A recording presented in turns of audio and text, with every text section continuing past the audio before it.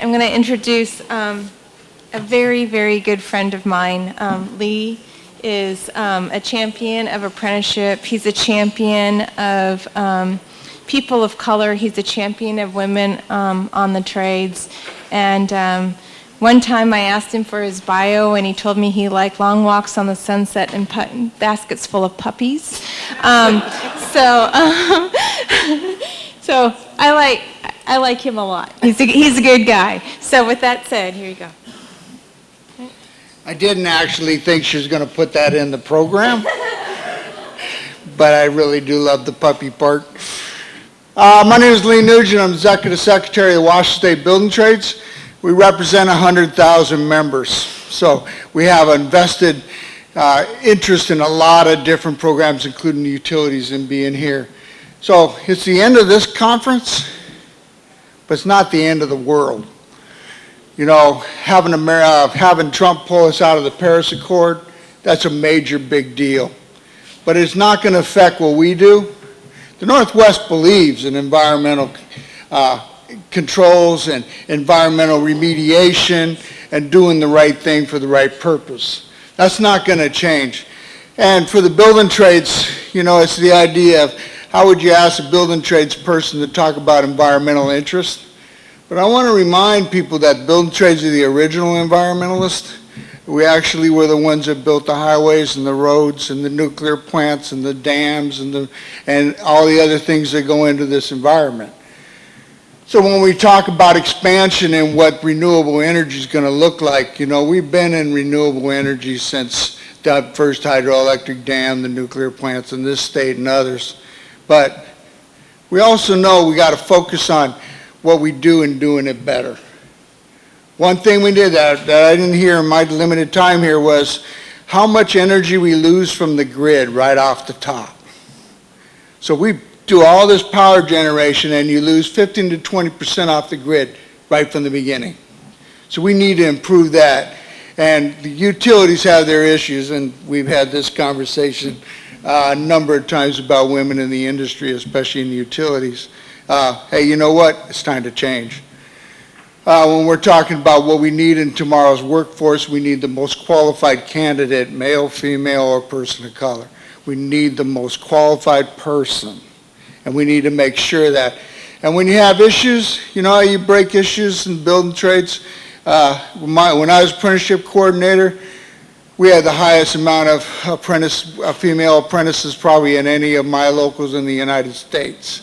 And what I would tell my young apprentices, and they're talking about being harassed by my generation, I say, hey, you know what? Outlive them. Look at them, they're old. Right? This is going to be your industry. Invest your time because it's your industry. It was theirs, they didn't change, now you take it over. And it's a big, strong message, and we have to back that up. We talk about what the interest and why we are here today. It's because as we look forward, energy dominates our economy. Carbon at the moment, it dominates our economy. The building trades has long and very loudly been pushing for an actual carbon timeline. When are we going to be 75% out of the carbon business?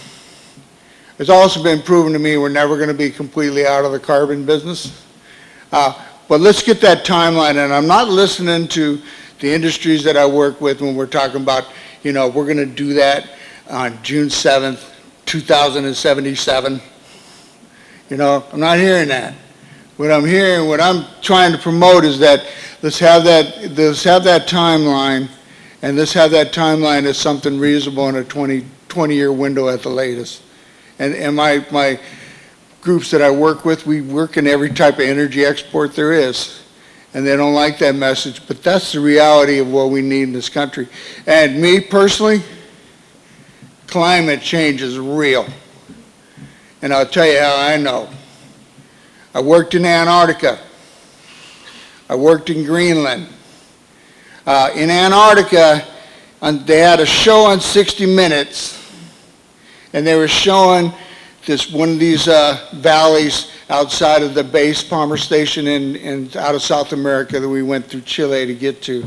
And they were showing this hillside, and in the back of the hillside you could see all our satellite repeaters that we had put up there for the National Science Administration.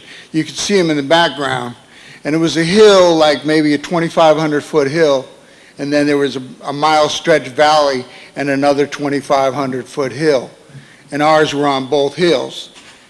The thing is, we would drive from this hill to that hill across the glacier. And the glacier is 100% gone now. Right? It's not there anymore. The glacier that I'm talking about is the size of West Seattle. Right? The ice shelf breaking off right now is the biggest ever, 11 miles crack. So it's going to be bigger than Rhode Island. It's happened twice previously, but never this big. And then in Greenland, I worked on this defense early warning. They call it the DEW line, right? Because it's more polite to say than we have missiles up there. Worked in the DEW line. We were 10 miles in on permanent ice. It had been scientifically explored, and know that the average lifetime of this ice shelf was over probably 50,000, 100,000 years. Permanent ice. 10 miles from the shore. That base is completely underwater and gone now. So when we're talking about global warming, it's a real deal. I don't care if some people in our administration don't believe that. But the Northwest, we do. We have the strongest environmental rules here for a reason. Seattle, where I'm come from, Seattle's the most beautiful place in the United States on a sunny day.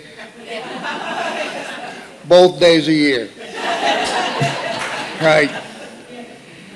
But, you know, earlier, she is still there. When I was looking at the young baby in the background, you know, we have a responsibility.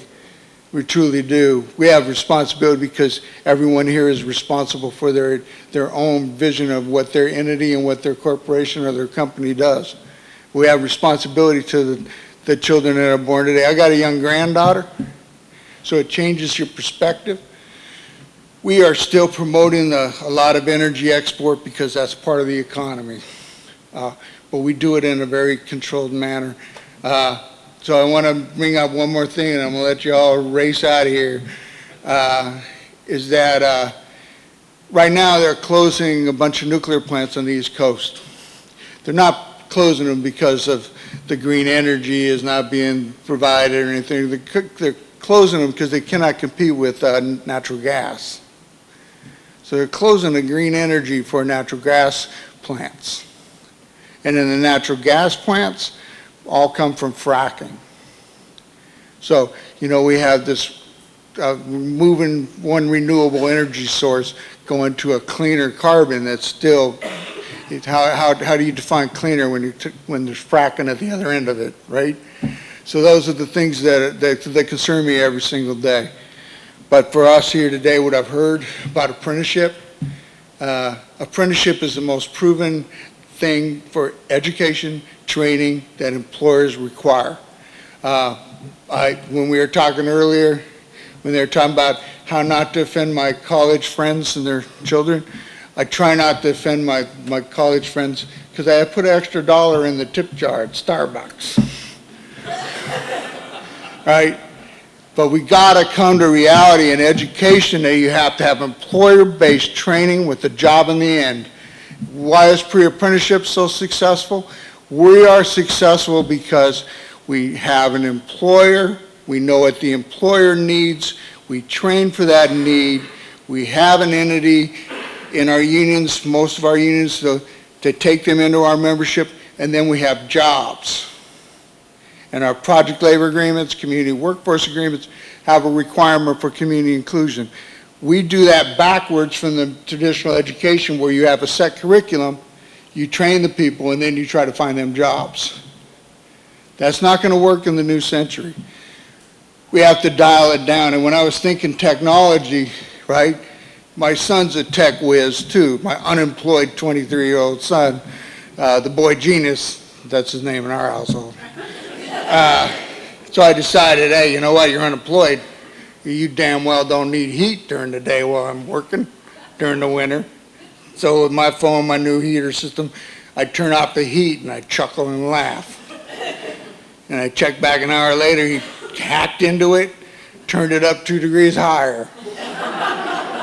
Right? And for technology, I was at Bellevue High School, and they had 3 tech people here, and they were all older gentlemen. They were younger than me, but they were still older gentlemen. That's how old I am.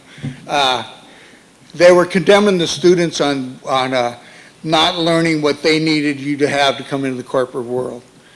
And they were ripping these 17-year-old, 16-year-old students that were testifying. And so at the end of it, I got up and said, hey, I want to ask a question right now. How many of you tech geniuses can text on your phone without looking at it? Right? How many of you students can? Everyone raise their hand. How many of you know that you can get on 5 or 6 different networks to get free wireless? They all knew that, right? Let's work the skills that the kids have. Let's find the industry where they can fit, and let's put them in it. You can't be having these in-the-box training where you just shuffle people from box to box to box. You've got to have a new approach, and that's what the future's going to be. Apprenticeship is the best fit, and it works for every type of situation. It just needs to be applied. In the most promising program, the Washington Technology of Printing, probably the most promising program I've ever seen since I've been on the Apprenticeship Council, and the average applicant was 35 years old. 35 years old. You know, when I think technology, I think Mountain Dew, pizza boxes, and popcorn, and the kids all sitting around hacking each other, right? That's not what the industry is, but that's what the industry is going to need. So I would encourage you to take a review of what you can do to continue our environmental concerns here. Do not give up because other people think it's not important. It is damn well important. It's going to dominate our economy in the future, and we're either going to be part of it or we're going to be left behind. So I really appreciate your time. I'm parked over there, so if everybody would use the other exits. Enjoy your sunny weekend. And again, we live in the most beautiful part of this country for a reason. It's because we have protected it up to now. Thank you very much.